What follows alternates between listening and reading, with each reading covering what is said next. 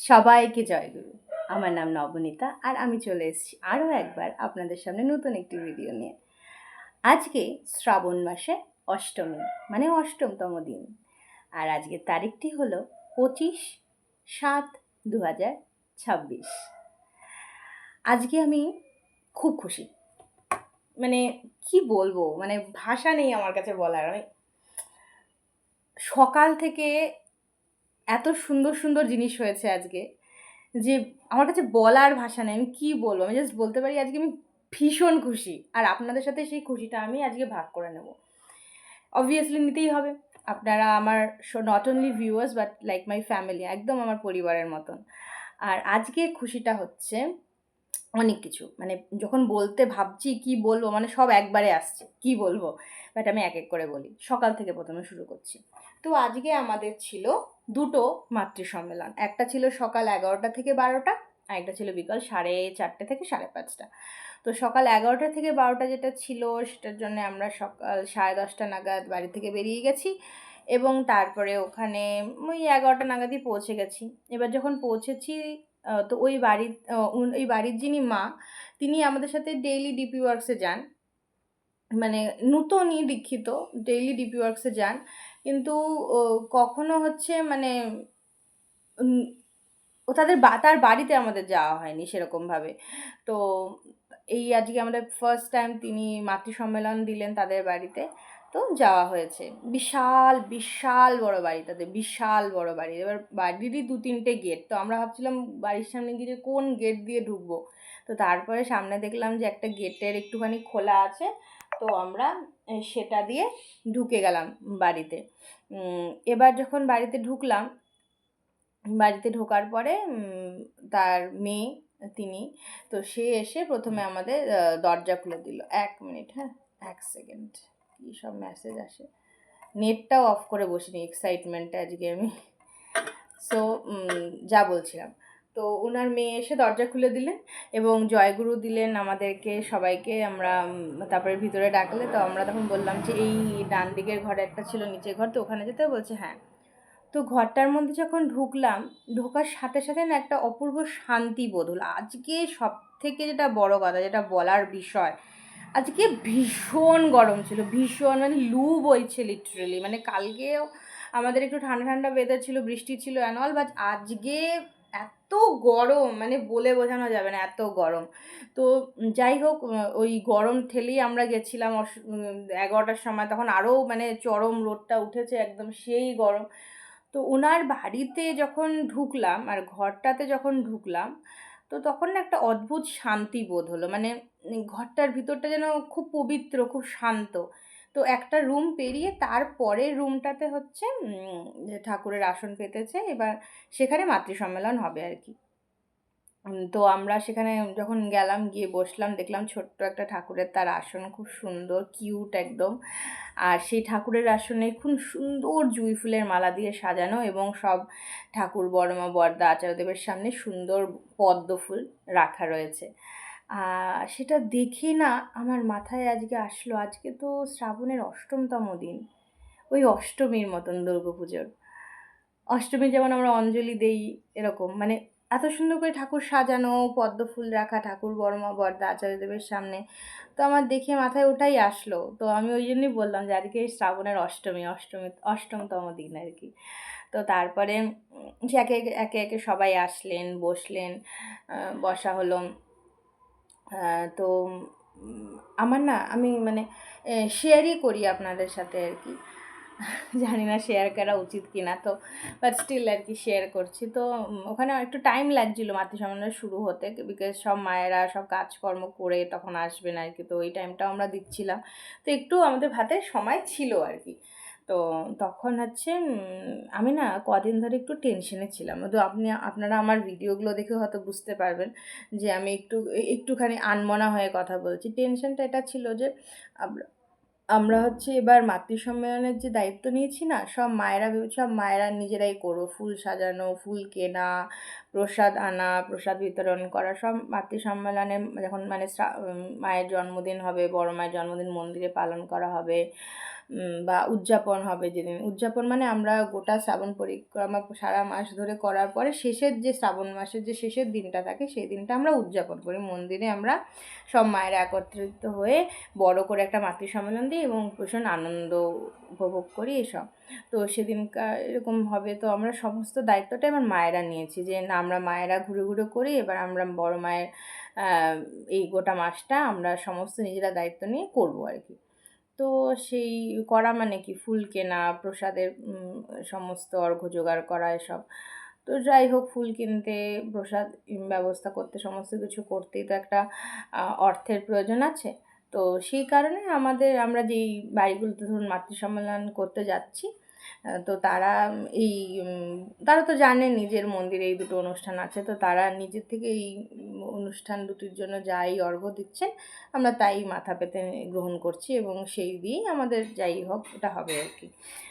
তো তারপরে তো আমার টেনশনটা এটা ছিল যে আমরা 1 উইক মাতৃসম্মেলন অলরেডি করে ফেলেছি, কিন্তু আমাদের তো তেমন সেরকম অর্ঘ্য উঠে আসেনি।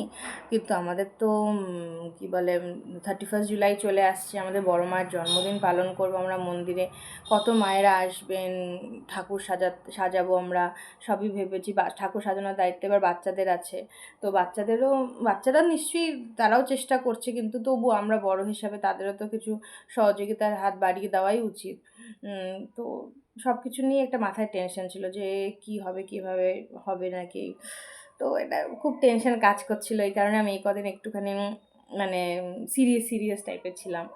তো তখন আমি না, আমার একটা মানে ভাঁড়ের মতন বা একটা কৌটোর মতন বানানো আছে, যেটার মধ্যে মায়েরা সেই অর্ঘ্যগুলো দেয় আর কি, যখনই যার বাড়িতে যাই সেরকম। তো সেইটা আমি বার করে অনিমা আন্টির হাতে দিলাম। দেওয়ার পরে বললাম, তখন তাপসী আন্টিও পাশে ছিলেন। তো তখন আমি বললাম কি, তোমরা একটু গোনো না এটার মধ্যে কত আছে, আমার তো মনে হচ্ছে বেশি নেই, ম্যাক্সিমাম কি কতই বা হবে, বেশি নেই আর কি, তো তোমরা একটু গোনো না। তো তখন ওরা বলছে আচ্ছা ঠিক আছে। তো তারা তখন গুনছে যে কত আছে না আছে গুনার পর। আমি এমনটা বলবো না, বিকজ সেটা বলা উচিত না, বাট খুব বেশিও না আবার খুব কমও না, ঠিক আছে? মানে আমি যতটা কম ভেবেছিলাম ঠিক ততটা কমও না, মানে বিশ্বাস করবেন না, একদিন আগে আমি নিজেই ওটা কাউন্ট করেছিলাম। তো আমি যতটা দেখেছিলাম এটা খুবই কম ছিল, যে সব মানুষরা যখন আসবে তাদের প্রসাদের ব্যবস্থা করা বা ফুল কেনার, ঠাকুর মন্দিরে সমস্ত কিছু করা, তো হতো না আর কি, যেটা আমি আমি কাউন্ট করেছিলাম জাস্ট 2 দিন আগে কাউন্ট যেটা করেছিলাম। আর আজকে যখন সকালে কাউন্ট হচ্ছে ওই বাড়িতে বসে, ওই বাড়ির মাও অর্ঘ্য দিয়েছেন, পাশে আরও 2জন ছিল তারাও অর্ঘ্য দিয়েছেন, বাট এমনও কিছু দেয়নি যে যেই অ্যামাউন্টটা কাউন্ট করার পরে এসছে সেটা হতে পারে।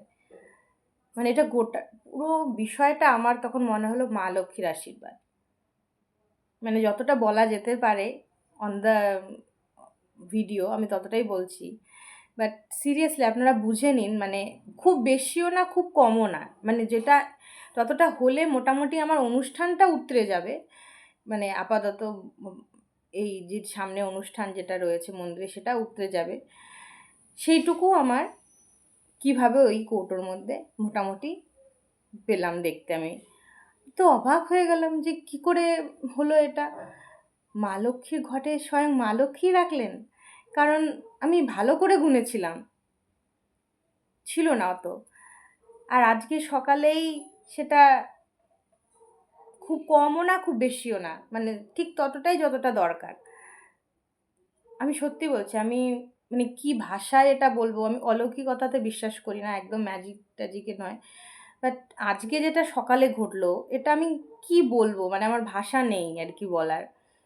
তো এটাই হচ্ছে যে ঠাকুরের তখন একটা বাণী আমার জাস্ট মাথায় এলো, আমি বলেও ছিলাম সেটা তখন ওদের সামনে, ভাবছো বসে চলবে কিসে, ভাববার তুমি কে, ভাববার যিনি ভাবছেন তিনি, ভাবো তুমি তাকে। তো এটাই হচ্ছে ব্যাপার, যে আমরা যদি ঠাকুরকে ঘিরে থাকি না, আর আমরা যদি তাকে মাথায় করে চলি আর তাকেই শুধু ভাবি এবং মন থেকে, মানে কোনো কিছু পাওয়ার জন্য নয়, কোনো লোভে নয়, কোনো কিছুর জন্যে নয়, জাস্ট তাকে ভালোবেসে, তাকে শ্রদ্ধা জানিয়ে, তার কোনো কিছু একটা করতে চাওয়া বা তার কোনো কিছু করা, তো সেটা যখন আমরা করি তখন বাদবাকি আর সমস্ত দিকটা না তিনি কেমনভাবে দেখে রাখেন আর কীভাবে হয়ে যায় বলার নেই। এটা তো গেল সকালের ঘটনা। আরও আছে, দাঁড়ান বলছি, আমি তো মানে অবাক হয়ে গেছি। তো যাই হোক, সকালে এটা ঘটলো। তারপরে তো আমাদের কিছুক্ষণ পরে মাতৃ সম্মেলন শুরু হয়ে গেল রত্না আন্টির বাড়িতে। যে প্রথম মাতৃ সম্মেলনটা রত্না আন্টির বাড়িতে ছিল। তো মাতৃ সম্মেলন শুরু হয়েছে রীতিমতো। আমাদের প্রথমে সকালে ভোরের প্রার্থনা দিয়ে শুরু হলো। তো তারপরে বাণীপাঠ, নাম ধ্যান, বাণীপাঠ সবই হলো। তো হওয়ার পরে এবার আজকে আমাদের মধ্যে একজন মা উপস্থিত ছিলেন, যিনি খুব একটা মাতৃ সম্মেলনে যেতে পারেন না বিকজ অফ ফিজিক্যাল প্রবলেমস, যেটা বয়সকালে হয়েই থাকে। বাট আজকে তিনি সেখানে ছিলেন কারণ তার বাড়ির কাছে। তো তিনি আজকে বললেন, আমি না শ্রী বড় মাকে নিয়ে একটা কবিতা লিখেছি, আমি পড়ে শোনাবো? আমি বলছি অবশ্যই অবশ্যই পড়ে শোনান। তো আমরা একটা গান কম করে আজকে ওনার সেই কবিতাটা শুনলাম। খুব সুন্দর বলেছেন, খুব সুন্দর লিখেছেন। আপনারাও শুনবেন, পরবর্তী ভিডিওতে আছে। শান্তিলতা মা বলছেন আর কি সেই কবিতাটি। খুব সুন্দর, খুবই সুন্দর। আপনারা শুনবেন, আপনাদেরও খুব ভালো লাগবে। ওই কবিতাটা একটা আলাদাই পরিবেশ, একটা আলাদাই মানে মাধুর্য এনে দিয়েছিল সেই সকালের মাতৃ সম্মেলনটার মধ্যে। তারপরে গান হলো, সমস্ত কিছু হলো, এবং প্রত্যেকটা জিনিসের মধ্যে তারপরে আজকে আরেকটা জিনিস যেটা খুব ভালো, দারুণ সুন্দর একটা বিষয় হয়েছে।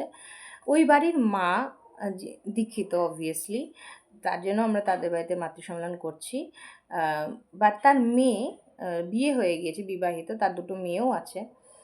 তো সেই মেয়ে কিন্তু মানে ওই মায়ের, রত্নাটির মেয়ে কিন্তু দীক্ষিত নয় শ্রী ঠাকুর অনুকূলচন্দ্র, তিনি রামকৃষ্ণ মিশনে দীক্ষিত, ঠিক আছে। তো তিনি শ্রী শ্রী রামকৃষ্ণদেব এবং সারদা মাকে মানেন। তো তবুও আমি তো তখন প্রথমে সেটা জানতাম না, পরে জেনেছি, but doesn't matters, nothing matters in their. তো কী হলো, আমি বললাম যে আপনি আলোচনা করুন। তো উনি করলেন আলোচনা। এবার তার মতন করে তার ভক্তি, তার শ্রদ্ধা নিয়েই তিনি আলোচনা করলেন। এবং শেষে আমি শুধু এটুকুই বললাম যে শ্রী শ্রী আচার্যদেব কিন্তু এবার বলেছেন যে যদি কোনো অদীক্ষিত বাড়ি তাদের শ্রদ্ধা ভক্তি জানিয়ে ঠাকুরের মাতৃ সম্মেলন করতে চায়, তাহলে আমরা করতে পারি। তো সেরকমই যদি কোনো অদীক্ষিত মা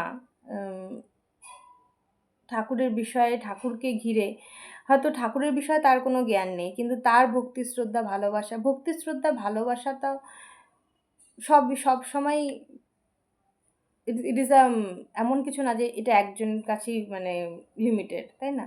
তো শ্রদ্ধা ভক্তি ভালোবাসা জানিয়ে সে তার মায়ের মানে মাকে হেল্প করেছে সমস্ত কিছু গুছোতে করতে, এবং সে শ্রদ্ধা জানিয়ে আমাদের ওয়েলকাম করেছে।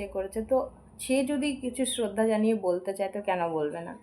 তো বলেছেন তিনি তার মতন করে, তার ভক্তি, তার শ্রদ্ধা নিয়েই বলেছেন, এবং আমরা সেটা ওয়েল অ্যাকসেপ্ট করেছি। কারণ না, আমার সত্যানুসরণের সেই বাণীটা মনে পড়েছে যে পূর্ববর্তীকে অধিকার করিয়াই পরবর্তীর আবির্ভাব। তো সেটাই আর কি, যে আমরা, ঠাকুর তো বলেইছেন, তাই না? তো সেরকমভাবে তিনি আলোচনা করলেন, এবং বাদবাকি পুরো পরিবেশটাই খুব সুন্দর, খুব মনোরম, খুব মনোমুগ্ধকর ছিল। তারপরে আমরা ওখানে মাতৃ সম্মেলন করে টোরে এই বাড়িতে আস্তে আস্তে দুপুর 1টা বেজে গেছে আর কি। বাড়িতে এলাম, বাড়িতে এসে একটুখানি ফ্রেশ হয়ে আমরা দুপুরের খাওয়াটা খেয়ে নিয়ে তারপরে আর একটু রেস্ট নেওয়ার সময় পেয়েছি, তারপরেই পরেরটা যাওয়ার সময় হয়ে গিয়েছে। তো পরেরটাতে যখন যাব তখন আমরা মায়েরা বলছি আজকে ফেরার পথে আমরা যেটা প্রসাদের জন্য ভেবেছি, তো সেই রকম একটা দোকানে গিয়ে আমরা খোঁজ করব যে কত কি পড়তে পারে না পড়তে পারে জিনিসগুলোর দামপাতি, তো সেরকম আমরা খোঁজ করে আসবো। তো সবাই রাজি হলো, ঠিক আছে। এবার তারপরে আমরা বিকালের মাতৃ সম্মেলনটা যাচ্ছি। এবার এখানে বলি, বিকালের মাতৃ সম্মেলনকে যার বাড়িতে ছিল সেই বাড়ির যে ছেলে, তার সাথে আমি একই ক্লাসে পড়তাম স্কুলে ছোটোবেলায়। তো তমালের বাড়িতে, এবার তমালের বউ হচ্ছে বই মাতৃ সম্মেলন আজকে এবার দিয়েছে আর কি। আজকে তো ওদের বাড়িতে ছিল, আমরা গেছি রীতিমতো। তো ওদের একটা খুব কিউট একটা ছোট্ট মেয়ে আছে, একদম বাচ্চা ছোট্ট, ঠিক আছে, খুব কিউট। তো যাই হোক, তো ওদের বাড়িতে গেলাম। যাওয়ার পরে ওরাও খুব সুন্দর সাজিয়েছে, করেছে, ঠিক আছে। তো প্রথমে আমি একদম স্টান্ট হয়ে গেছিলাম তমালের বউয়ের গানের গলা শুনে। আজকে ফার্স্ট টাইম শুনলাম, খুব সুন্দর গানটা করেছে। আপনারা শুনবেন, সুর, তাল, ছন্দ অপূর্ব, তারপরে আমি মানে খুব একটা তো বেশি কথা হয়নি কখনো, মানে সেরকমভাবে হয়নি। তো আজকে ফার্স্ট টাইম সেরকমভাবে জানা আর কি। তো আমি যখন ওকে আলোচনা করতে বললাম কিরণকে, তমালের বউয়ের নাম হচ্ছে কিরণ। তো ওকে যখন আলোচনা করতে বললাম, ও বলল যে ওদের বাপের বাড়ি সবাই দীক্ষিত এবং সস্ত। আর ওর যে বিয়ে হয়েছে সেই বাড়ির তমালদের বাড়িতে দীক্ষা কিছুই জানতো না এই বিষয়ে বস্তুতে। কিন্তু তমাল বিয়ের পরে এসে তা মানে কাকতালীয়ভাবে আমার বাবার কাছেই তমালের দীক্ষা হয়, এবং আমার বাবা কিন্তু জানতো না যে তমাল আমাদের সাথে স্কুলে পড়তো বা সামথিং, বা আমরা একই ক্লাস থেকে বিলং করি, ক্লাসমেট অ্যান্ড অল, এরকম জানতো না কিন্তু। বাট কাকতালীয়ভাবে তাই হয়। আজকে তমালের বাড়িতে আমরাই মাতৃ সম্মেলন করতে গেছি, এবং ওর বউ খুব ওয়েলকামিং, খুব ভালো, খুবই ভালো। ওর বউ হচ্ছে আসামের মেয়ে, এবং খুবই খুবই মিশুকে, খুবই ভালো। ঠিক আছে, মানে আপনাদেরও খুব ভালো লাগবে মেয়েটিকে। তো ওর বললো, এবং এসে তার হাজব্যান্ড তার বউকে ভালোবেসে আজকে ঠাকুরকে গ্রহণ করেছে, রেগুলার ইষ্টভৃতি করে পাঠায় সময় মতো, এবং তাদের একটি খুব কিউট একটা ছোট্ট মেয়ে আছে। তো ওদের বাড়িতেও মাতৃ সম্মেলন করে আমাদের ভীষণ ভালো লেগেছে, খুব ভালো, মানে খুব পরিবেশটাও খুব সুন্দর ছিল, এবং ওদের ভক্তি শ্রদ্ধা মানে অপূর্ব। ঠিক আছে, ঠাকুর খুব সুন্দর সাজিয়েছে, দুজনের বাড়িতেই আজকে ঠাকুর খুব সুন্দর সাজিয়েছে, সকালেও বিকালেও খুব ভালো লেগেছে। এটা তো গেল। এবার মাতৃ সম্মেলন করে টোরে আমরা যখন ফিরছি, তো ফেরার পথে আমাদের তো কথা ছিল যে সেই একটা দোকানে যাব এবং জিজ্ঞেস করবো। তো এই নির্দিষ্ট দোকানটাতে আমরা গেলাম। যাওয়ার পর আমরা বললাম আমাদের এরকম জিনিস লাগবে প্রসাদের জন্যে, তো কত কি পড়বে একটু আমাদের এস্টিমেট করে বলুন। তো বলছে যে কোথায় লাগবে, কখন লাগবে। তখন আমরা বললাম যে আমাদের মন্দির সৎসঙ্গ বিহার জলপাইগুড়িতে। তো সেটা শোনার সাথে সাথে তিনি বললেন, ইট ওয়াজ মানে আমি তো তখন সেই মোমেন্টে একদম শকড, লাইক হোয়াট, এরকম একটা হয়ে গেছিলাম। তিনি বললেন যে সৎসঙ্গ বিহার জলপাইগুড়ি, এই যে সামনে এরকম যে আছে একটা মন্দির এখানে আছে। বলছে হ্যাঁ হ্যাঁ ওখানে। আমরা বললাম, বলছে আচ্ছা ঠিক আছে, কোনো অসুবিধা নেই, আমি তো ওটা ফ্রিতে করে দেবো। ফ্রিতে করে দেবে কেন? বলছে আমার মাও শ্রী ঠাকুর অনুকূলচন্দ্র দীক্ষিত, আমরাও দীক্ষিত, এবং ঠাকুরের মন্দিরের জন্য হচ্ছে, তো ওটা আমরা এতে করে দেবো। আমরা তো জাস্ট শকড। মানে দুদিন আগে আমি টেনশন করছি যে আমার কাছে তো অতটা অর্ঘ্য আছে কি না, হবে কি না। আজকে সকালে দেখলাম যে এনাফ আছে, মানে যেটুকু দরকার সেটুকু আছে। আর আজকে বিকালেই যখন আমি দোকানটাতে যাচ্ছি জিজ্ঞেস করতে, তখন বলছে যে কিছু লাগবে না, এমনি সে ঠাকুর মন্দিরের জন্য অর্ঘ্য হিসাবেই এই প্রসাদের ব্যবস্থাটা করবে। ফার্স্ট মোমেন্টে তো আমার অবস্থাটা ঠিক আমি জাস্ট এরকম হয়ে গেছি। তারপরে আমরা সবাই একটু নিজেদের তাল সামলে নিলাম, নিয়ে বললাম না না সেরকম তো হয় না, আমরাও তো অর্ঘ্য জোগাড় করেছি, তো সেটা তো আমরা এই পারপাসেই খরচা করব বলে জোগাড় করেছি, তো সেটা আমরা কিছুটা তো দেবই অবভিয়াসলি, হয়তো পুরোটা তোমাকে দেবো না বা তুমি নেবে না, আমরা বুঝতে পারছি, কারণ তুমিও অর্ঘ্য দিতে চাও, মানে তোমারই দোকানের জিনিস হিসাবে তুমি অর্ঘ্য দিতে চাও, হয়তো টাকা হিসাবে না। তো কিছুটা তুমি দিও, আর কিছুটা আমরা অবভিয়াসলি তোমাকে দেবো, কারণ আমরাও তো জোগাড় করেছি। বাট আমি জাস্ট দেখলাম যে ঠাকুর কীরকমভাবে ব্যবস্থা করে রাখেন ভাবুন তো। আমি যেখানে ভাবছিলাম হবে কি না, সেখানে ঠাকুর অলরেডি মঞ্জুর করে দিয়েছে, মানে যা যা ভেবেছি এক্স্যাক্টলি সেটা মঞ্জুর করে দিয়েছেন। মানে কি বলবো, মানে সত্যি ঠাকুর যে জীবন্ত, এই প্রমাণগুলোতে যদি না বোঝা যায় তাহলে কিসে বোঝা যাবে আর কি। তো এই সব কিছু মিলিয়ে আজকের দিনটা সত্যিই এক অতুলনীয়। অষ্টমীর দিন অষ্টমীর মতনই একদম আনন্দে, উৎফুল্লতায়, উইথ সারপ্রাইজেস অ্যান্ড অল, দারুণ গেছে। এখন আপনারা মন দিয়ে আজকে পুরো দুটোই মাতৃ সম্মেলন আমি এখানেই পোস্ট করছি, একই ভিডিওতেই আছে, পরপর দুটোই দেখুন এবং আলোচনাগুলো, গানগুলো শুনুন। আপনাদের আশা করি আজকে ভীষণ ভাল লাগবে, ভীষণ। আর কি বলবো, আমার আজকে বলার ভাষা নেই, শুধু মানে একটুখানি মাতৃ সম্মেলনটুকুই গেছি। তিনি একাধারে একটা ছোট ডিপি ওয়ার্কই করিয়ে দিলেন। আমিও বলেওছি যে আমি ওই মন্দিরে ঠাকুরের ফটো, মানে সরি ওই দোকানে ঠাকুরের ফটো দেবো, ছিল না ঠাকুরের ফটো, এবং কাইন্ড অফ ডিপি ওয়ার্কই হলো। মানে মানুষটা হয়তো এতদিন ঘুমিয়েছিল, ও জানতোই না বা অতটা কেয়ার করেনি। আজকে আমরা যাওয়াতে, এই জিনিসটা বলাতে সে আবার তার ভিতরে ঠাকুরের ভক্তি ভালোবাসা জাগ্রত হলো এবং সে সেই জিনিসটাকে এইভাবে করতে চাইলো। ইট ওয়াজ লাইক অ্যামেজিং। ঠিক আছে? তো ওটাই আর কি, যে তিনি তিনি সব ব্যবস্থা করেই রেখেছেন। আমরা শুধু চলছি, আমাদের টেনশনের কিছু নেই। তো ভাবছো বসে চলবে কিসে? ভাববার তুমি কে? ভাববার যিনি ভাবছেন তিনি, ভাবো তুমি তাকে। এটাই হচ্ছে আসল ঘটনা। এটার আজকে আবারও প্রমাণ পেলাম, তাই আপনাদের সাথে শেয়ার করলাম। সব মনের কথা আপনাদের বলতেই, মানে কিচ্ছু রাখি না সিরিয়াসলি। আপনারা আমার একদম পরম আত্মীয়র মতন হয়ে গিয়েছেন। আর আপনারাও সেভাবেই ভালোবাসাটাও দিচ্ছেন, বলার নেই। মানে টাচউড, কি বলবো, অসংখ্য ধন্যবাদ আপনাদের। আপনারা যেইভাবে ভিডিওগুলোকে ভালোবাসা দিচ্ছেন, খুব ভালো লাগছে। এরকমভাবেই করুন, থাকুন সাথে, পাশে, আর কি চাই। এবার আপনারা ভিডিওটা দেখুন, আশা করি আপনাদের খুব ভালো লাগবে। জয় গুরু।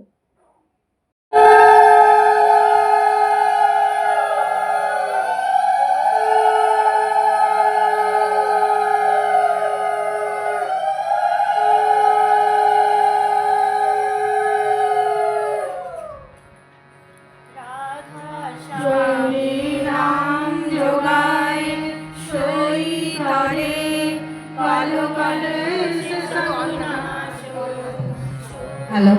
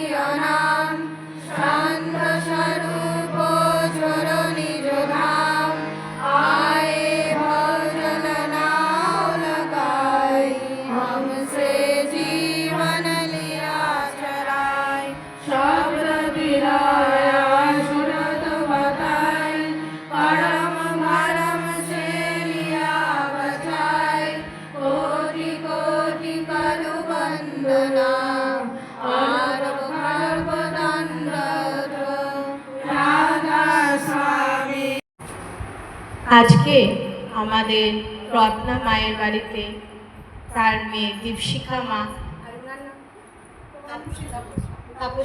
তাপসী মায়ের বাড়িতে আজকে আমরা আমাদের সকালে শ্রাবণ পরিক্রমার ৮ম দিনে মাতৃ সম্মেলন করছি।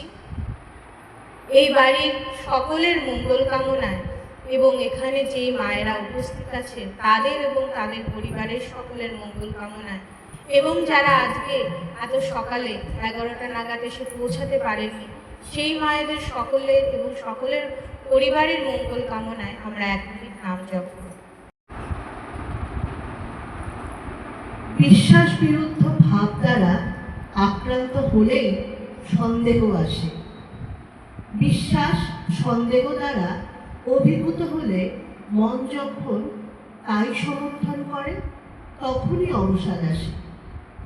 প্রতিকূল যুক্তি ত্যাগ করে বিশ্বাসের অনুকূল যুক্তি শ্রবণ ও মননে সন্দেহ দূরীভূত হয়, অবসাদও থাকে না। বিশ্বাস পেকে গেলে কোনো বিরুদ্ধ ভাবই তাকে টলাতে পারে না।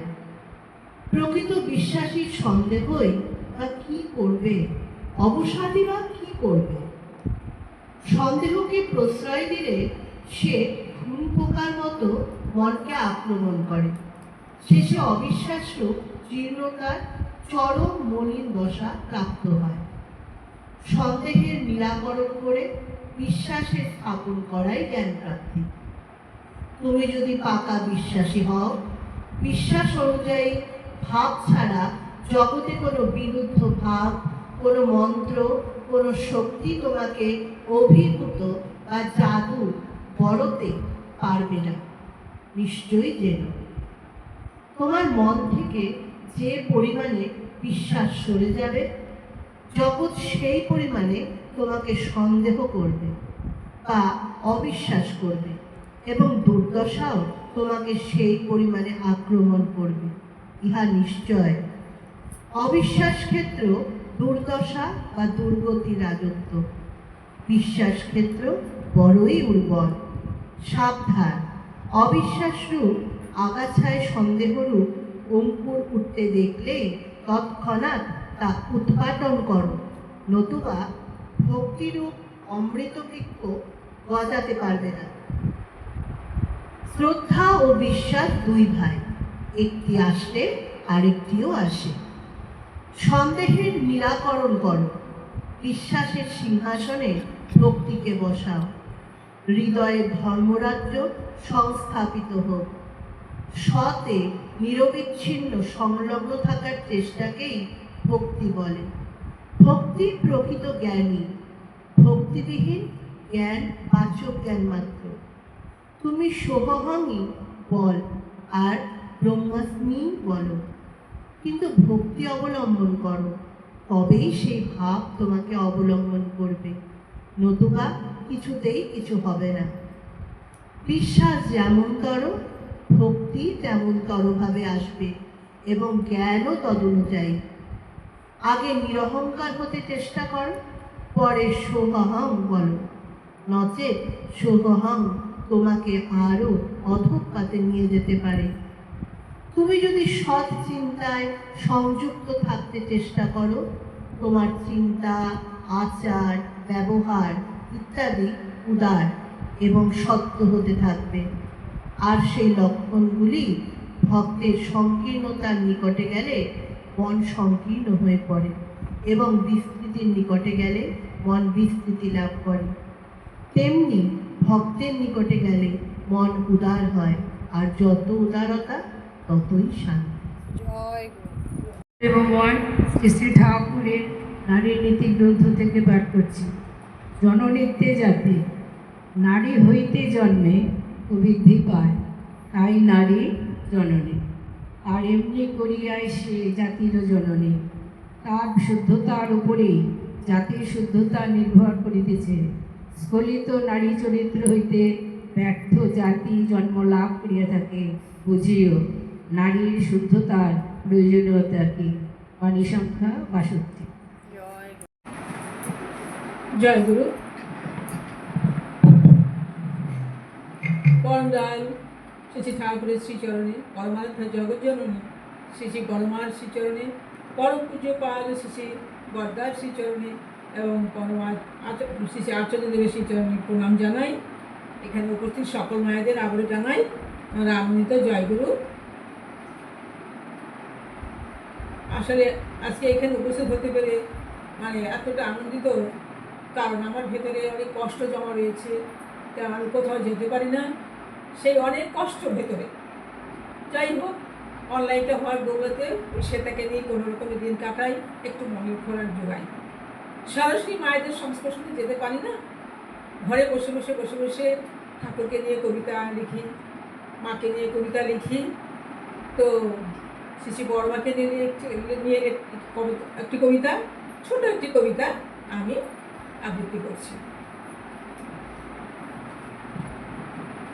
নারী জাতির শিক্ষিকা, জগৎ জননী মাগো, তোমারে আভূমি প্রণাম জানাই। কি কি ভূষণে ভূষিব তোমায়, সীমা নাহি পাই। বিশ্ববিদ্যালয়ের দুয়ারে দাওনি যদিও তুমি পা, তবু সন্দেহ কি আছে, তুমি যে নারীর সেরা শিক্ষিকা। স্বয়ং তুমি যে নারী শিক্ষার এক পূর্ণ পাঠশালা পড়াইয়ে দিতে নারী জগতের গাঁথিয়া এনেছ মালা। কেবল পুঁথি ভরা অক্ষর মস্তকে সঞ্চয় করিয়া কোন নারী কি হয়েছে বলেন না? কোথাও দেখো না সরিয়া, দেখো তো খুঁজিয়া। দুটি হাত ভরে আচরণ ধরে এসেছো তুমি জননী, শ্রাবণ ধারার মতো বরিশন দিয়ে।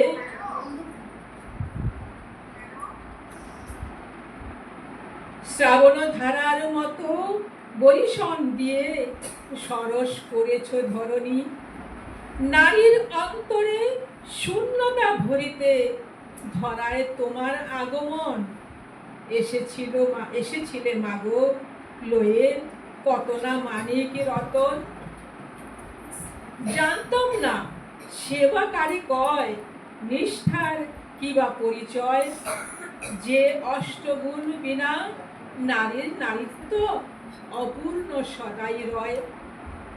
যাহার শূন্যতায় সংসার কবু হয় না সংসার, অষ্টগুণ বিনা নারী শুধু সং সাজাই সার।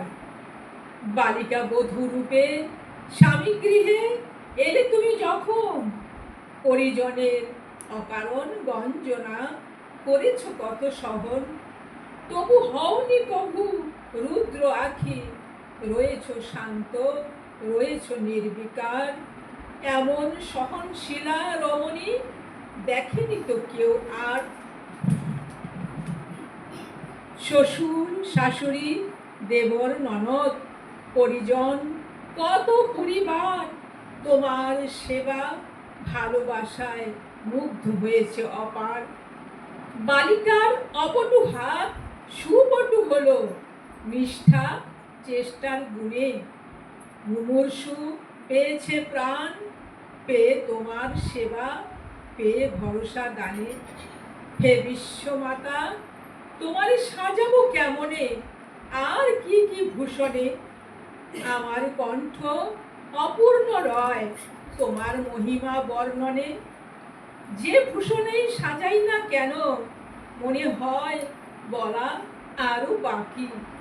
জগৎ পিতা যাহার প্রতি সেই রমণীতে তবু শূন্যতা থাকে নাকি? হে মাতো এই ধরনীতে নারী জগতে তুমি যে সম্পদ দান করে গেলে, ধন্য আমরা নারী জাতি তোমায় পেয়েছি বলে। তুমি আছেন ঠাকুর তাই ভরসা পাই বুকে। প্লাবন জলে ভাসিতে ভাসিতেও জীবন তরি তীরে এসে থেকে। আজ তুমি দেহে নাই তবু তোমার জীবন কাহিনী, তোমারই দেওয়া শিক্ষায় ভর করে আমরা চালাবো সংসার তরণী। চলবো পথ তোমায় ধরে ঝড় বাদলে সুখে দুঃখে, সদাই চালাবো সংসার তরণী তোমায় মস্তকে রেখে। আজ এ দিনে লহ চরণে এ অধমের ভক্তি প্রণাম। তুমি আছো থাকিও মাগো জীবনে অহরহ অবিরাম। জয়তু জননী, জয়তু জননী, জয়তু বড়মা। বন্দে পুরুষোত্তম, বন্দে পুরুষোত্তম, বন্দে পুরুষোত্তম।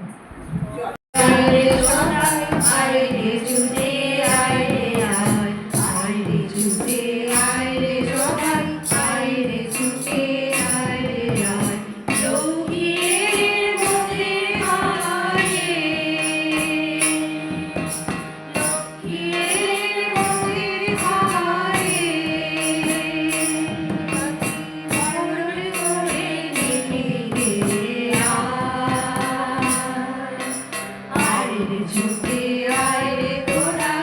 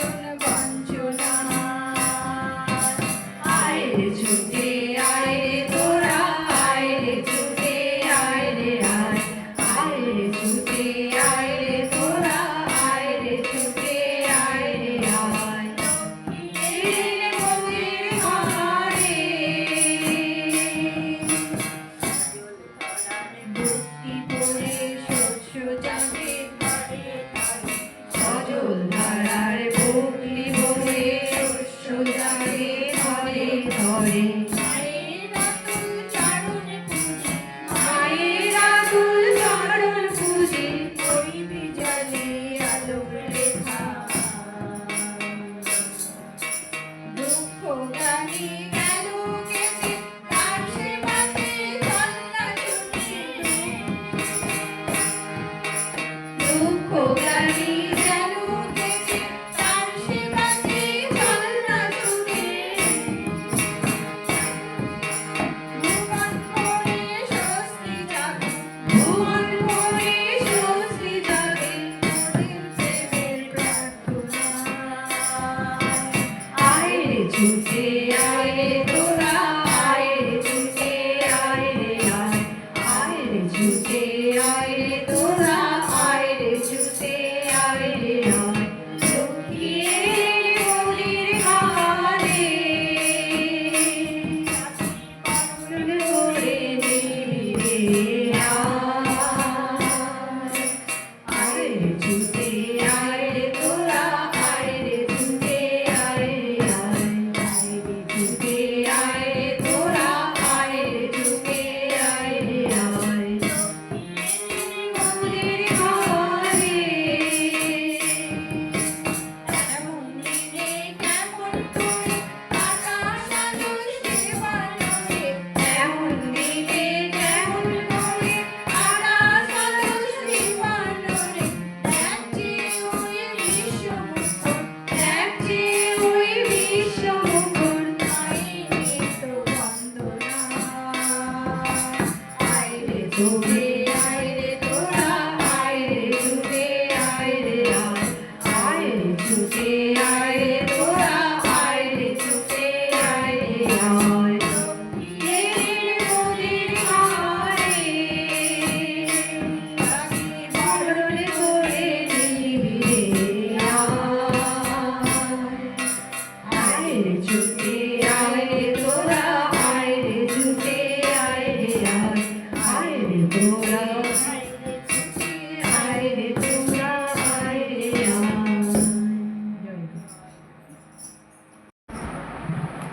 সত্য মঙ্গল প্রেমময় তুমি ধ্রুব জ্যোতি তুমি অন্ধকারে সত্য মঙ্গল প্রেমময় তুমি ধ্রুব জ্যোতি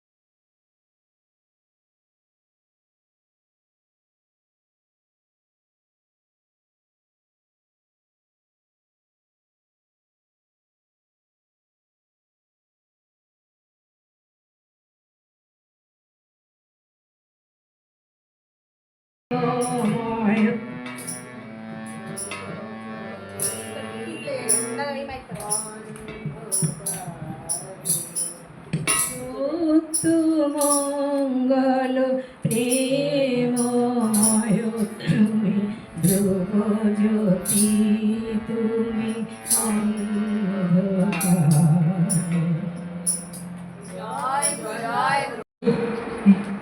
গত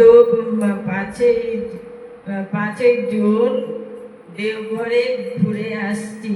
আমার দীর্ঘ 40 বছরের যাওয়ার আশা এবার আমার পূর্ণ হয়েছে। আমার খুব ভালো লেগেছে ঠাকুরকে দেখে এবং ওখানকার সবাই সঙ্গে আলোচনা করে আমার খুব ভালো লাগছে। আচার্যদেবের আশীর্বাদ নিয়ে এসেছি এবং সকলের সাথে মিলিত হয়ে সকালবেলা ও সন্ধ্যাবেলায় প্রার্থনা করেছি।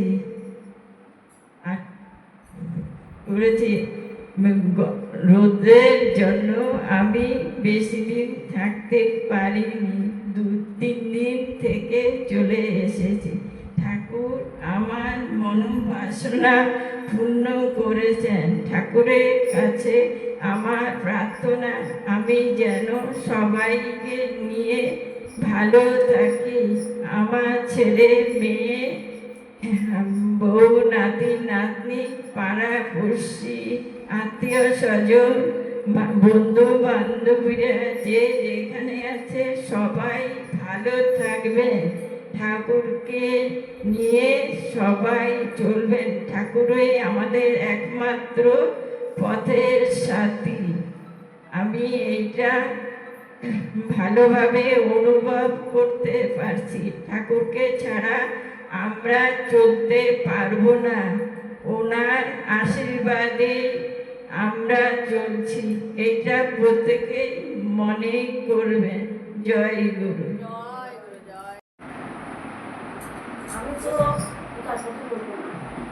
হ্যালো, আমি অনেকবারই দেওঘরে গিয়েছি, দীক্ষা নিয়েছি। তো বিয়ের পরে পরেই দীক্ষা নিয়েছি। সে সময় তো আমরা কিছু বুঝতাম না, কেউ আমাদেরকে কোনো কিছু বুঝিয়েও দেন। দীক্ষা নেওয়ার পরে সত্যি কথা বলতে কি আমরা ইষ্টভূতিও করতাম না, মানে জানতাম না যে আমাদের আমাদের মানে সবাইকে একা একা ইষ্টভূতি করতে হয়।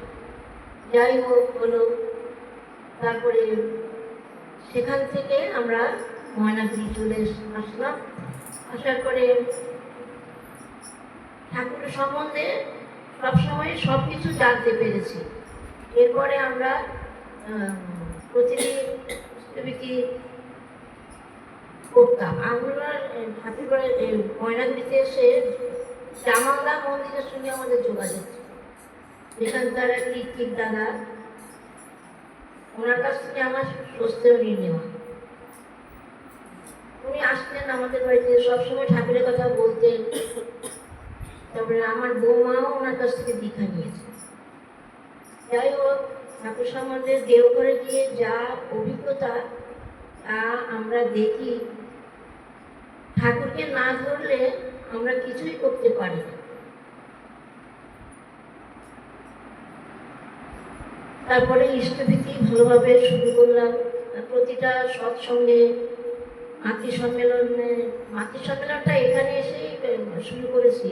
আমরা সব জায়গায় গিয়েছি, সব কিছু জানতে পারলাম। ঠাকুর কিন্তু একদম জীবন্ত ঠাকুর। ঠাকুর সবসময় সবার দিকে তাকিয়ে থাকে। আমরা যদি ফটোর দিকে দেখি, উনি আমার দিকে তাকিয়ে আছে। তাই এই যে ঠাকুরের যে এত দয়া, এই দয়াতেই আমরা সবাই ভালো আছি। এতে আমার ছেলে মেয়েরা পড়াশোনা করেছে, বড় হয়েছে, সবই ঠাকুরের দয়া আমাদের। ঠাকুর এখন যে আচার্যদেব আছেন, উনি তো কি বলবো, উনি যা বলেন দেখে উনি সব বলে দিতে পারেন সবাইকে। আমার ছেলে বউ ওনার ওই ঠাকুর বাড়িতে ওনার সান্নিধ্যে সবসময়ই যাতায়াত করে। ওরা সবাই মিলে যা আমার নাতনির পড়াশোনার ব্যাপারে শ্রী আচার্য দেবী সব বলেছেন, ও সেভাবেই পড়াশোনা করছে। যাই হোক, সবাইকে নিয়ে এই আমরা ঠাকুরকে ধরে চলেই আমাদের এত উন্নতি, এত ভালো থাকা। ঠাকুর সম্বন্ধে তো যা জানি সেটাই বললাম। এখানে আমি আমার বক্তব্য শেষ। শ্রী শ্রী রামকৃষ্ণ ঠাকুর মায়ের চরণে প্রণাম নিবেদন করে এবং ঠাকুর অনুকূল চন্দ্র এবং মায়ের চরণে প্রণাম নিবেদন করে আমি কিছু বলার চেষ্টা করছি। আমি ঠিক কিভাবে বলবো বুঝতে পারছি না। তুমি সত্যিটাই বলো যে তুমি এখনো শ্রী শ্রী ঠাকুর অনুকূলচন্দ্রের দীক্ষা নাওনি, তুমি যেই ঠাকুরের দীক্ষা হ্যাঁ, আমি শ্রী শ্রী অনুকূলচন্দ্র ঠাকুরের দীক্ষা নিইনি, আমি শ্রী শ্রী রামকৃষ্ণ ঠাকুরেরই দীক্ষিত। কিন্তু এখানে আমাকে কিছু বলতে বলা হয়েছে। তো প্রথমে বলি, গুরু ব্রহ্মা গুরু বিষ্ণু গুরুদেব মহেশ্বর। গুরু বলতে ছোট থেকে আমার যতটুকু ধারণা, আমার মনে হয় গুরু বলতে যাকে বলে তিনি হয়তো আমাদের জীবনকে প্রথমে চলতে শেখান। তো আমি মনে করি আমার গুরু আমার মা এবং বাবা। প্রথমে তাদের হাত ধরে আমি জীবনে চলতে শিখেছি। বিভিন্ন সমস্যা জীবনে এলে কিভাবে সেই সমস্যার সাথে লড়াই করে জীবনে এগিয়ে চলতে হয়, সেই জিনিসগুলো কিন্তু আমি আমার বাবা মার থেকে শিখেছি। তারপর যখন ধীরে ধীরে বড় হতে শুরু করলাম, তখন তাদের হাত ধরে আমার এই ঠাকুরের পথে আসা, তার সাথে সাথে আমার কিছু পড়াশোনা, এবং তার মধ্যে দিয়ে আমি অনুভব করতে শিখেছি যে জীবে প্রেম করে যেই জন সেই জন সেবিছে ঈশ্বর। স্বামী বিবেকানন্দের এই বাণীটা আমার ভেতরে ভীষণভাবে অনুরণিত হয়, এবং তার জন্য আমি আমার জীবনে যতটা সম্ভব ততটা আমি চেষ্টা করি মানুষকে কিভাবে সাহায্য করতে হয় সেইভাবে এগিয়ে চলার। এবং তাদের হাত ধরে আমি ঠাকুর এবং মায়ের দীক্ষা নিতে অনুপ্রাণিত হয়েছি, এবং গত 2024 সালের সেপ্টেম্বর মাসে আমি দীক্ষা নিয়েছি। এবং শুধু দীক্ষা নেওয়া না, দীক্ষা নেওয়ার অনেক আগেই আমি ঠাকুর এবং মায়ের যে সংঘ আমাদের রায়কোটপাড়ায় তৃতীয় রামকৃষ্ণ মা শারদা পাঠচক্র যে সংঘ হয়, সেই সংঘে আমি অংশগ্রহণ করেছি তার 2-3 বছর আগে। এবং অংশগ্রহণ করে আমার খুব সুন্দর একটা অনুভূতি হয়েছে। এবং আমাদের দিদিরাও যে সমস্ত কাজগুলোতে এগিয়ে মানে বিভিন্ন সাহায্যকারী, যে সমস্ত কাজগুলো, যে কাজগুলো মানুষকে বিভিন্নভাবে সাহায্য করে, তাদের সাথে সহযোগিতা করতে পেরে আমারও ভীষণ ভালো লেগেছে। আমরাও করি, অনেক সহযোগিতা করি, কিন্তু ঠাকুরের কাছে আমার ভীষণভাবে প্রার্থনা যে কত সময় অনেক দুর্বলতা, অনেক ভয়, অনেক কাপুরুষতা হয়তো আমাদের মনটাকে আটকে রাখে, আমাদের সামনে এগোতে দেয় না। তো ঠাকুরের কাছে আমার প্রার্থনা সেগুলো যেন আমরা কাটিয়ে উঠতে পারি, এবং আরও বেশিভাবে নিজেকে যেন এই কাজের সঙ্গে যুক্ত করতে পারি। এবং আমার মনে হয় এইভাবে জীবন পথে এগিয়ে চললে, আমি ঠিক গুছিয়ে বলতে পারছি না, মানে আমার জীবনের ইচ্ছা আমি এইভাবেই আমার জীবনটাকে মানুষের কাজে, ভালো কাজে উৎসর্গ করতে চাই। এবং আমি চাই পরমপিতা পরমাত্মা আমাকে যেন আশীর্বাদ করেন এবং আমি যেন এগিয়ে চলতে পারি। নমস্কার। এবার আমরা যখন মানে দেওঘরের থেকে তো সমস্ত আচার্যদের আশীর্বাদ করেন, তো আচার্যদেব আগের বারও বলেছিলেন, এবারও বলেছেন যে তোমরা যে শুধু দীক্ষিতদের মানে শ্রী শ্রী ঠাকুর অনুকূলচন্দ্রের দীক্ষিতদের বাড়িতে তোমরা সৎসঙ্গ করবে বা মাতৃ সম্মেলন করবে তা নয়, অদীক্ষিত যারা তারা যদি শ্রদ্ধা জানায় যে না আমিও চাই আমার বাড়িতে একটি মাতৃ সম্মেলন হোক, ঠাকুর আসুক আমার বাড়িতে, হয়তো তারা দীক্ষা নেয়নি কিন্তু ঠাকুরের প্রতি তার শ্রদ্ধা আছে, শ্রী ঠাকুরের প্রতি শ্রদ্ধা আছে, তাহলে অবশ্যই তার বাড়িতেও করবে। কারণ সত্যানুসরণ যে বইটা তুমি আজকে পাঠ করলে, ওইটা একটি মাত্র বই যেটা ঠাকুর শ্রী হস্তে লিখেছেন, আর বাকি সব বই ঠাকুর বলেছেন কেউ লিখেছে। তো ওই বইয়ের প্রথমটাই যেটা আছে যে পূর্ববর্তীকে অধিকার করিয়াই পরবর্তীর আবির্ভাব, মানে রামকৃষ্ণদেব প্রথমে এসেছিলেন, যীশুখ্রিস্ট এসেছিলেন, বুদ্ধদেব এসেছিলেন, শ্রীকৃষ্ণ এসেছিলেন, তো সবাইকেই ঠাকুর বলেছেন সম্মান জানাতে। শ্রী ঠাকুর অনুকূলচন্দ্রের এটাই মূল কথা। অনেকে অনেকভাবে বিকৃত করতে পারে, কিন্তু তিনি কিন্তু সত্যানুসরণের প্রথমেই লিখেছেন পূর্ববর্তীকে অধিকার করিয়াই পরবর্তীর আবির্ভাব। তুমি যদি তোমার পূর্ববর্তীকে শ্রদ্ধা না জানাও, তাহলে পরবর্তী মানে এখন যিনি এসছেন বা পরে যারা আসবেন তাদেরও তুমি শ্রদ্ধা জানাতে পারবে না। সেম আমাদের বাবা মায়ের ক্ষেত্রেও, আমাদের মানে ফোর ফাদার্সদের ক্ষেত্রেও, পূর্বপুরুষদের ক্ষেত্রেও তাই। তো আজকে যেটা তুমি বললে আমাদের খুব ভালো লেগেছে, আর এরকমভাবেই থাকো, মা তো দীক্ষিতই। জয় গুরু।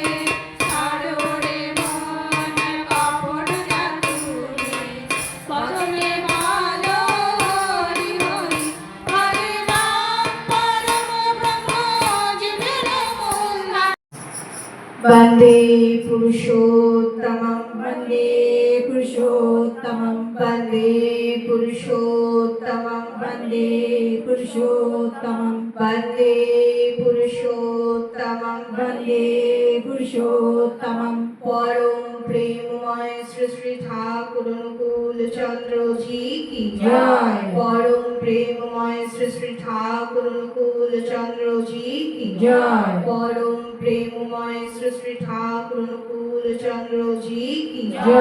परमाराध्या जगत जननी श्री श्री बरमा की जय। परमाराध्या जगत जननी श्री श्री बरमा की जय। परमाराध्या जगत जननी श्री श्री बरमा की जय। परम पूज्य पाद श्री श्री वरदा की जय। परम पूज्य पाद श्री श्री वरदा की जय। परम पूज्य पाद श्री श्री वरदा की जय।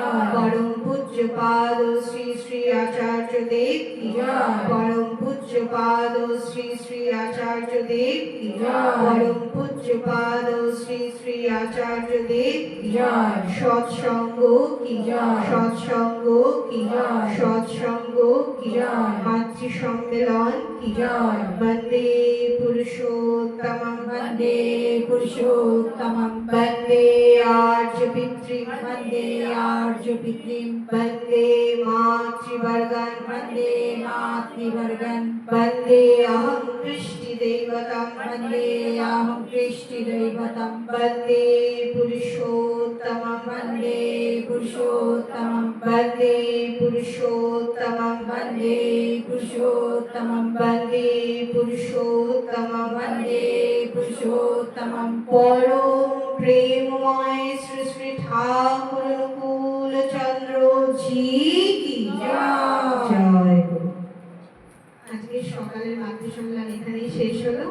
বিকালে আমাদের শিরিষতলায় আছে কিরণ মায়ের বাড়িতে, চাতাল বাড়িটার পাশের গলি। সবাই চলে এসো। জয় গুরু।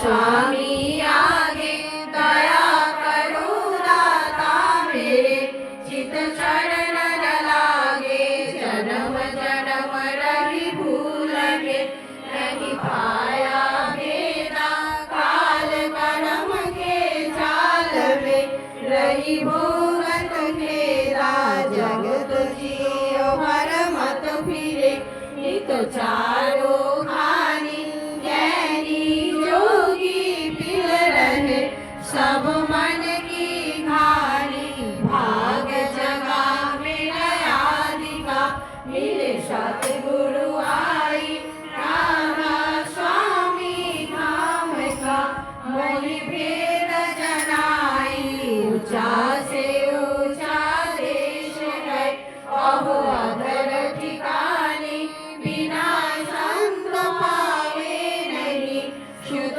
शब्द निशाने আত্মোন্নয়নে যত্নবান হও। অন্যে তোমার বিষয়ে কি বলছে দেখতে গিয়ে আকৃষ্ট হয়ে পড়ো না, তাহলে আসক্ত হয়ে পড়বে, আত্মোন্নয়ন হবে না। স্বার্থবুদ্ধি অনেক সময় আদর্শে দোষারোপ করে, সন্দেহ এনে দেয়, অবিশ্বাস এনে দেয়। স্বার্থবুদ্ধি বশত আদর্শে দোষ দেখো না, সন্দেহ করো না, অবিশ্বাস করো না, করলে আত্ম উন্নয়ন হবে না। মুক্ত স্বার্থ হয়ে আদর্শে দোষ দেখলে তার অনুসরণ করো না, করলে আত্ম উন্নয়ন হবে না। আদর্শের দোষ মূঢ় অহংকার, স্বার্থচিন্তা, অপ্রেম। অনুসরণকারীর দোষ সন্দেহ, অবিশ্বাস, স্বার্থবুদ্ধি। যিনি প্রেমের অধিকারী নিঃসন্দেহ চিত্তে তারই অনুসরণ করো, মঙ্গলের অধিকারী হবেই হবে। যিনি ছলে বলে কৌশলে যেমন করেই হোক না কেন সর্বভূতের মঙ্গল চেষ্টায় যত্নবান, তারই অনুসরণ করো, মঙ্গলের অধিকারী হবেই হবে। যিনি কোনো প্রকারে কাহাকেও দুঃখ দেন না অথচ সতেরও প্রশ্রয় দেন না, তারই অনুসরণ করো, মঙ্গলের অধিকারী হবেই হবে। জয় গুরু বাণী পৃষ্ঠা সংখ্যা 33। একানুরক্তি ও বহুরক্তি। একানুরক্তি বৃত্তিগুলিকে নিরোধ করিয়া ভাঙ্গিয়া জ্ঞানের বিন্যস্ত করিয়া দেয়, আর বহু অনুরক্তি বৃত্তিগুলিকে আরো হইতে আরোত্তর করিয়া বিবেক ও বিবেচনায় শূন্য করিয়া ফেলে। তাই বহুত্বে আসক্তি মূঢ়ত্ব ও মরণের পথ পরিষ্কার করে, আর একানুরক্তি অমৃতকে নিয়ন্ত্রণ করে।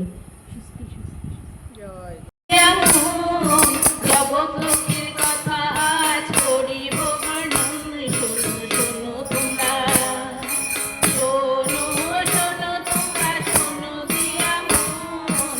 জগৎ লোকের কথা আজ করিব বর্ণন, শোনো শোনো তোমরা। সত্য যুগে নারায়ণী হয়ে ধরণী, সৃষ্টি রক্ষা করতে তুমি লক্ষ্মী নারায়ণী, শোনো শোনো তোমরা।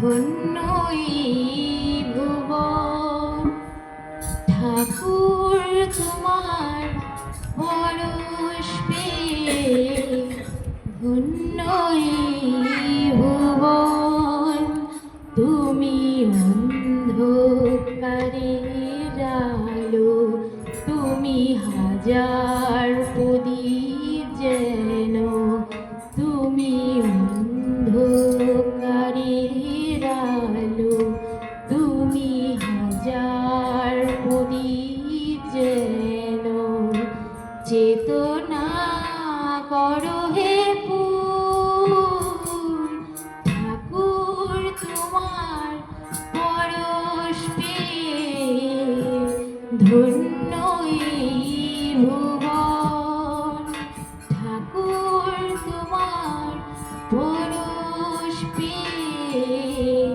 ধন্য এই ভুবন, তোমারি রূপে স্নিগ্ধ মায়ায় পেয়েছি তোমার প্রেমের ছায়ায়, তোমারি রূপে স্নিগ্ধ মায়ায় পেয়েছি তোমার স্নেহের মায়ায়, প্রেমের প্রদীপ জেলে ভুবন, প্রেমের প্রদীপ জেলে ভুবন, বেদনা করো হে ক্ষয়, ঠাকুর তোমার পরশ পেয়ে ধন্য এই ভুবন, ঠাকুর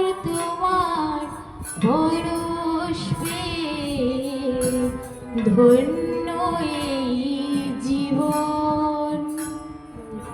সুন্দর গলা, মানে অপূর্ব। একটা শুভজিতের বইয়ে শুনলাম আর ওর দুজনেরই, রে বাপরে বাপ, দারুণ। লক্ষ্মী মায়েরা সব জাগো, লক্ষ্মী মায়েরা সব জাগো, ইষ্টের কাজে সব উঠে পড়ে লাগো, জীবনের বর্ধনে মানবের কল্যাণে প্রাণ করো পানাজি মাগো, লক্ষ্মী মায়েরা সব জাগো,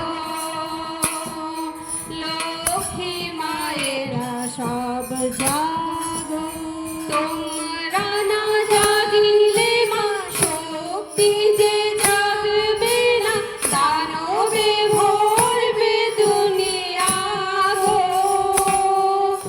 অন্তরে জাগরণে মুখে মধুর বাণী, চেতনায় দেবী হয়ে ওঠো, তোমরা না জাগিলে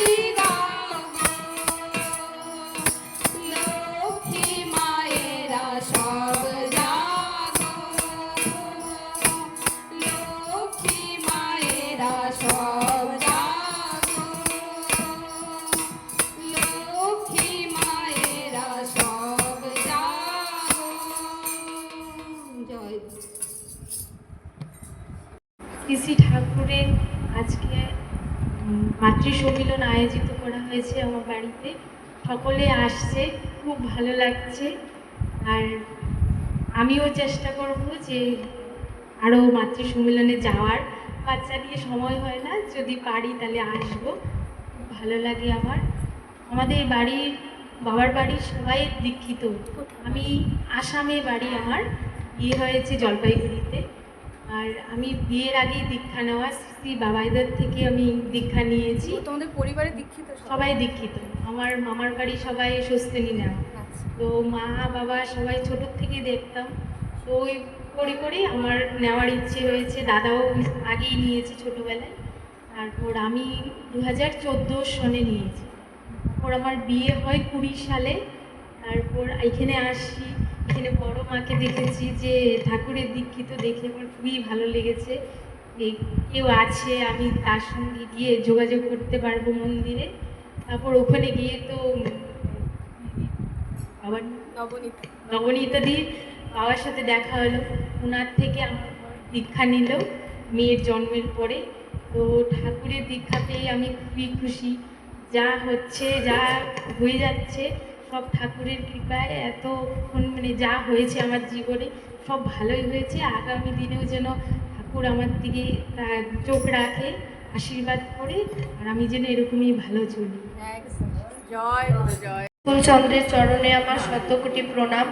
পরমাত্মা জগজ্জননী শ্রী শ্রী বড়মার চরণে আমার শতকোটি প্রণাম। পরম পূজ্যপাদ শ্রী শ্রী বরদার চরণে আমার শতকোটি প্রণাম। বর্তমান আচার্যদেব শ্রী শ্রী বাবাই দাদার চরণে আমার শতকোটি প্রণাম। পূজনীয় অবিন দাদার চরণে আমার শতকোটি প্রণাম। কি বলবো বুঝতে পারছি না, আমি তো কোনোদিন আলোচনা করিনি। হ্যাঁ, এটা বলছি। মানে আমার ঠাকুর দাদা ঋত্বিক ছিলেন, শ্রদ্ধেয় স্বর্গীয় অনন্ত কুমার দাস। তো আমার বাড়িতে ছোট থেকেই একটা ঠাকুরের পরিবেশ ছিল। আমি ছোট থেকেই দেখতাম সমস্ত কিছু। আমার পিসিরা, আমার মা দীক্ষিত পরিবারের মেয়ে, কিন্তু সস্তয়নী পরিবারের ছিল না। বিয়ের পর সস্তয়নী নিয়েছিল। আমার বাবার মানে আমার ঠাকুর দাদার বাড়িতে 70 বছরের ওপর হয়ে গেছে, মানে কোনো নিরামিষাশী কিছু ঢোকে না। কিন্তু আমি দীক্ষা নিয়েছি 12 বছর বয়সে, কিন্তু ঠাকুরের সাথে কানেক্টটা করেছি অনেকটাই পরে। মানে সবই করতাম, কিন্তু ওভাবে কানেক্ট করিনি কোনোদিনও। একটা ছোটবেলার ঘটনা বলছি। প্রথম যেটাকে আমার মনে হয়েছিল যে হ্যাঁ ঠাকুর মানে একটা অন্যরকম। আমার তো ঠাকুরের কথা বলার অতটা মানে সামর্থ্যও নেই, সাহসও নেই। ঠাকুর একটা মহাসমুদ্রের মতো, আমি একটা ক্ষুদ্র শিশিরের মতো। 2006 থেকে আমার মার খুব শরীর খারাপ করেছিল, মানে খুব পেটে ব্যথা হতো।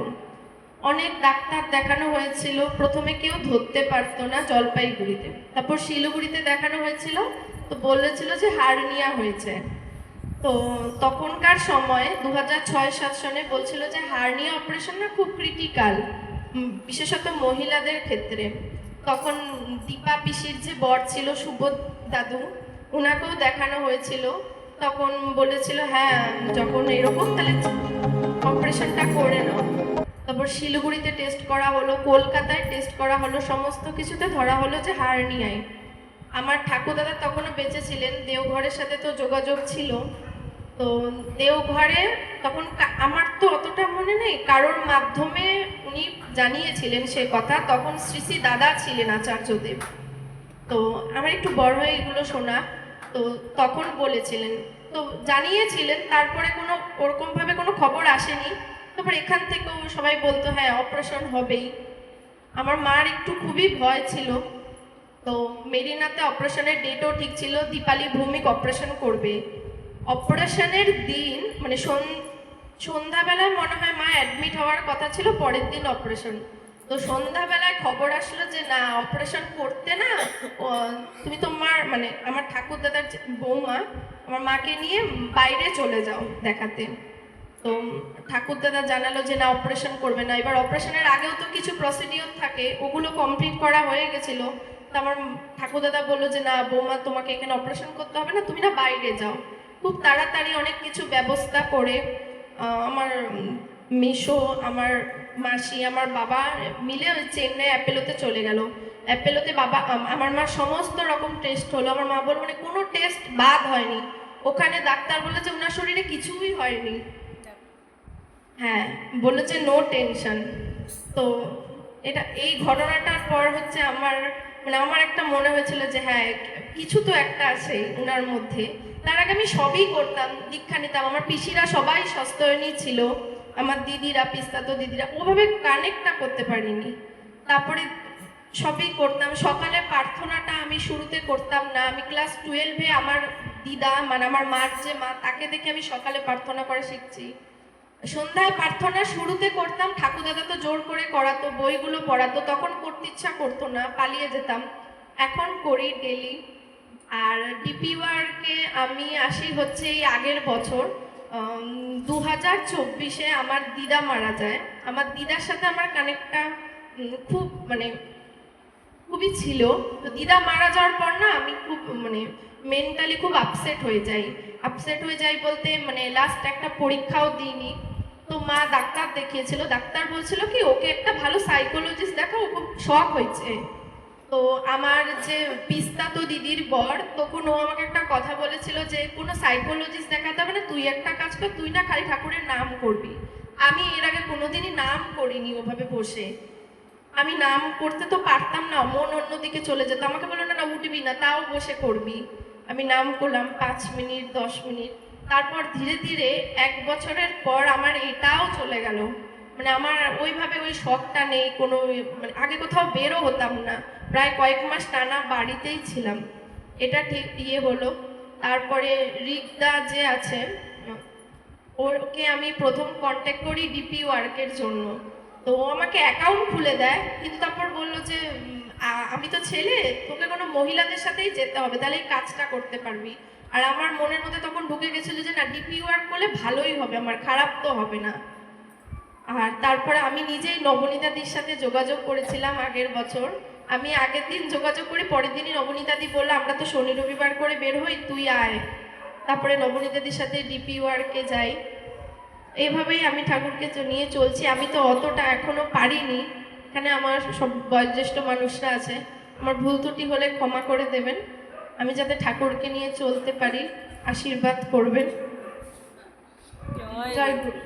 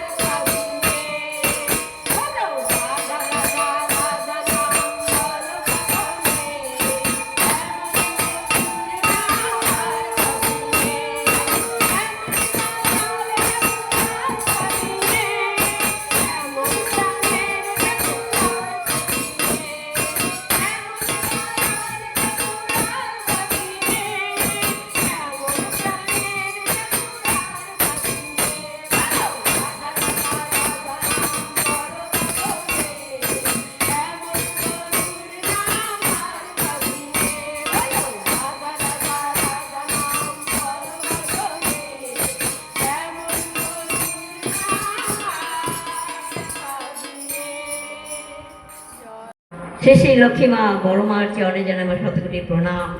পরম পূজ্য পাদ ও আচার্য দেবের চরণে যেন আমার শতকোটি প্রণাম।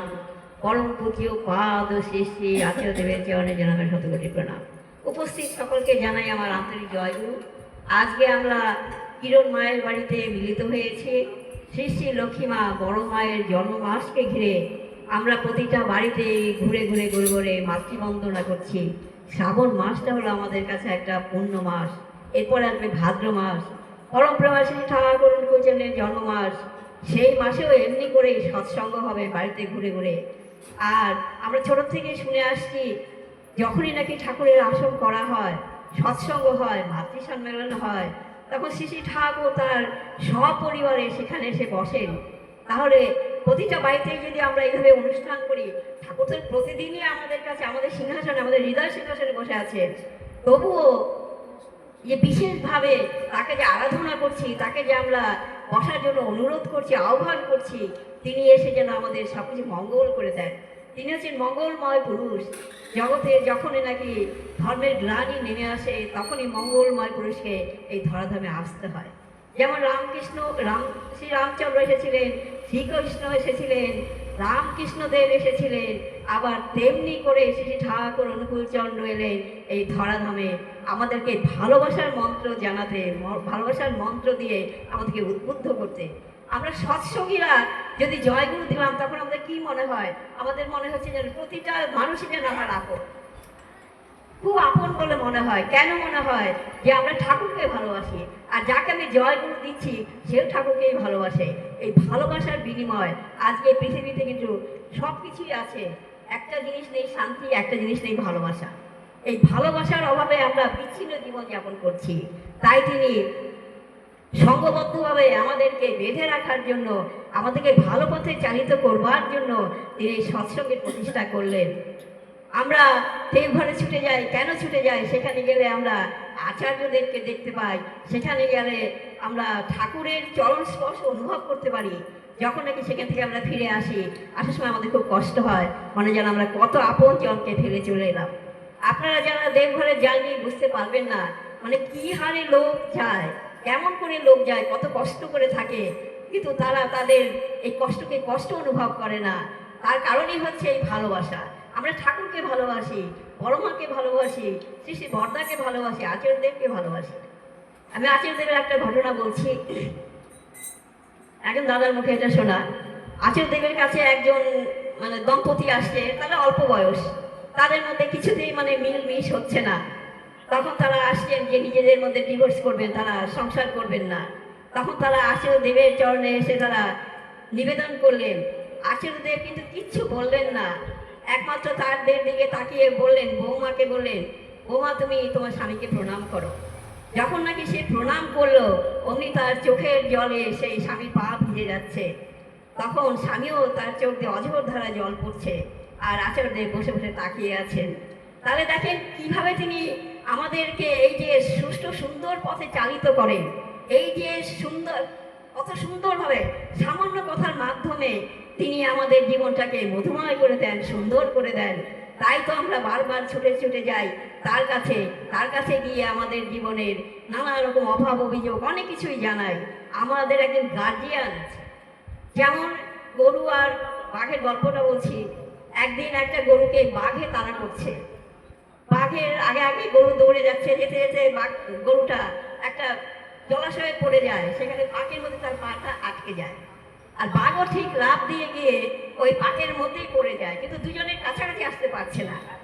তখন গরু বলছে যে আমার কিন্তু একজন গার্জিয়ান আছে, আমার একজন অভিভাবক আছে, তোমার কিন্তু কেউ নাই, তুমি তো বনে থাকো, কিন্তু আমাদের এই যে অভিভাবক সে দেখবে কিছুক্ষণ পর আমাকে খুঁজে খুঁজে নিতে আসবেন। তাহলে দেখা গেল সন্ধ্যে হতে হতে তার যে মালিক, গরুর যে মালিক, সে আসলো, এসে গরুকে তুলে নিয়ে তার বাড়িতে গেল, কিন্তু বাঘকে কিন্তু কেউ তুলে নিতে এলো না। তার মানে আমাদের জীবনে কিন্তু একজন গার্জিয়ান আছে, আমরা কিন্তু গার্জিয়ান হারা নই। তাহলে যেমন একটা পরিবারের বাবা থাকেন, মা থাকে, তারা আমাদের জীবনের গার্জিয়ান, তেমনি করে আমাদের ঠাকুর হচ্ছেন আমাদের পরম গার্জিয়ান। আমরা তার কাছে গেলে সব সমস্যার সমাধান পাই। ঠাকুর তাই বাণী দিলেন, সর্ব সমস্যার সমাধান জানি শিষ্ট প্রতিষ্ঠা। বাঁচতে নরে যা যা লাগে তাই নিয়েই তো ধর্ম জাগে। ধর্ম কিন্তু অন্য কিছুই না, একমাত্র আমার বাঁচা বাড়ার বৃদ্ধি পাওয়ার জন্য যা যা প্রয়োজন সেটাই হচ্ছে আমার জীবনের ধর্ম। তাহলে আমরা সৎ পথে থাকবো, সৎকর্ম করব, তাহলে আমরা সকলে ভালো থাকতে পারবো। আমাদের সময় প্রায় শেষ হয়ে আসছে। আমি এই পরিবারের প্রতি প্রত্যেকের শান্তি স্বস্তি কামনা করি পবিত্র রাতুল চরণে। উপস্থিত সকল মায়েদের শান্তি স্বস্তি কামনা করি, তারা যেন সুখে সমৃদ্ধ হয়ে তারা ঠাকুরকে মাথায় নিয়ে চলে আরো থেকে জীবিতের দিকে এগিয়ে যেতে পারে। সবাইকে আমার আন্তরিক জয় গুরু। সবাই সবাইকে জয় গুরু। আমি 2 মিনিট চেয়ে নিলাম, আমাদের সময় সীমিত। কারণ হচ্ছে আজকে আমি প্রথমবার তমালের বাড়িতে এসেছি। তমালকে ছোটবেলা থেকে চিনি, আর আগের দিন শুভজিৎ বাড়িতে গিয়েও আমি কিছু বলেছি, আজকে মনে হলো তমালের বাড়িতে এসেও কিছু বলি। তমালকে যখন ছোটবেলায় দেখতাম, ও দেখতে মানে ওর চোখের পাতাগুলো খুব লম্বা লম্বা ছিল, ওর মেয়ের যেমন, আর ওর মুখটা অনেকটা একটু মেয়েদেরই মতন। মানে এখন আমি কিন্তু ইনসাল্ট করছি না, আমি মানে কিউটনেসটা বলছি আর কি, যে লাইক একটা মানে সফটনেস ছিল, ওরকম না যে খুব একটা রাফ এন্ড টাফ, ওরকম না, সফটনেস ছিল। ওর মেয়ের যেরকম চোখ, ওর সেম টু সেম ওরকম চোখ ছিল। আর ও স্কুলে গিয়ে খুব একটা কথা বলা বা খুব একটা এরকম না, সব খুব শান্ত বাচ্চা ছিল। আর মানে সবার মধ্যে থাকবে, দেখাই যাবে না এরকম টাইপের। তো তারপরে হঠাৎ করে ওকে আমি মন্দিরে একদিন ওই আনন্দবাজার থেকে নামছি সিঁড়ি দিয়ে, ওর ছোট্ট বাচ্চাটিকে কোলে নিয়ে আর ওর বউকে নিয়ে এসে বলছি, কি তুই আমাকে চিনতে পারছিস না? আমি মনেই করতে পারছি না, কারণ ও তো ছিল এইটুকু, হাইট ওর এইটুকু, আমি তো এইটুকু দেখেছি। এই যে এত বড় তাল গাছ হয়ে গেছে তা কি করে জানবো, সে এত লম্বা এখন, আমি তো তাকে চিনতে পারছি না। আমি বলছি কে মনে করতো, তখন ও আমাকে এখন বললো তমাল। তখন আমার মনে পড়লো আচ্ছা এটা তমাল। তারপর ওর মেয়ে তখন খুবই ছোট, এখন যখন ওকে দিলে ওকে আমি চিনতে যাবো যে এইটা এরই মেয়ে, কিন্তু তখন আমি চিনতে পারিনি। তো যাই হোক, সেদিনটা প্রথম দেখা, ওর সাথে আমার অনেক বছর পরে বউ ওর বাচ্চা নিয়ে, আমার খুব ভালো লেগেছে। সব থেকে অদ্ভুত লেগেছে যে তমাল হঠাৎ করে দীক্ষিত হয়ে গেল কি করে। আজকে মানে কোয়েশ্চেনটা সলিউশন হলো বৌমা দীক্ষিত, তার বউ দীক্ষিত হয়। ঘটনা হচ্ছে যে যারা ভালো আত্মা হয়, আমার মনে হয় ঠাকুর তাদেরকে কোনো না কোনো ভাবে খুঁজে নেন কোথাও না কোথাও থেকে। এই যে আজকে তমালের দীক্ষা হয়েছে, ওর বউ যদি দীক্ষিত না হতো তাহলে আদেও কখনো হতে পারতো কিনা আমার জানা নেই। তমালের বউ এত সুন্দর, ওর নাম কিরণ, ও দীক্ষিত পরিবার থেকে এসেছে, এবং নিশ্চয়ই এটা একটা অদীক্ষিত পরিবার ছিল আগে, তাই না? তো সেইখানে এসে ও সুন্দর সবকিছু পালন করে সুন্দর সবকিছু চালিয়ে নিয়ে যাচ্ছিল। তারপরে এই তমালকেও ও আমার বাবার মাধ্যমে দীক্ষা হয়েছে। এটাও অদ্ভুত, আমার বাবা কিন্তু চিনতো না বা জানতো না যে ও আমার বন্ধু হয় বা এরকম কিছু। তো হঠাৎ করে আমার বাবার মাধ্যমেই ওর দীক্ষা হয়েছে, এবং এটাও একটা মানে কাকতালীয় ব্যাপার, মানে খুব সুন্দর এই সমস্ত পুরো ব্যাপারটা। যাই হোক, মানে সব থেকে ভালো লাগছে যেটা, যে শুভজিতের বাড়িতে শুভজিতের মা দীক্ষিত এবং বৌমাও এখন দীক্ষিত হয়েছে। তমালের বাড়িতেও এমন একজন আসলো যে দীক্ষিত, তাই জন্য তমাল দীক্ষিত হলো। তাই এরকম ভাবেই ঠাকুর কোনো না কোনো ভাবে সূত্রগুলো বেঁধেই রাখে। আর এটা আমি তোদেরকে সব থেকে ভালো জিনিস যেটা আমি বলতে চাই, যে তোরা আস্তে আস্তে ঠাকুরমুখী হয়ে ওঠ, এবং তোর বউ যা পেয়েছিস সব থেকে বেস্ট, আমি তো বলবো একদম বেস্টেরও বেস্ট। মানে তুই একবারই ওর সাথে কথা হয়েছে, কিন্তু ওকে দেখেই বোঝা যায় সব থেকে ভালো, তুই নিশ্চয়ই সব থেকে ভালোভাবে চিনতে আসবি। এবং ও যেরকম তোদের পথ প্রদর্শক হয়ে নিয়ে যাচ্ছে ঠাকুরের দিকে, ওরকম ভাবে আগা, দেখবি খুব ভালো থাকবে, আমার তো সেটাই মনে হয়। আর কি বলবো, এর থেকে বলার আর কিছু নেই। খুব ভালো থাকো, সুস্থ থাকো। আর এই যে আমরা মাতৃ সম্মেলন করছি শ্রাবণ মাসে, ভাদ্র পরিক্রমায় সৎসঙ্গ হবে, সেখানে ঋত্বিকরা আসেন, দাদারা আসেন, সেটাও একটা দিন দেখে নিয়ে নেওয়া ভালো। আর আগে কৃষ্ণ কৃষ্ণ গোবিন্দ গোবিন্দ হরে, জয় রাধে রাধে, কৃষ্ণ কৃষ্ণ গোবিন্দ গোবিন্দ হরে, রাধে গোবিন্দ গোবিন্দ গোবিন্দ গোবিন্দ গোবিন্দ বলে সারা রাধে, জয় রাধে রাধে, কৃষ্ণ কৃষ্ণ গোবিন্দ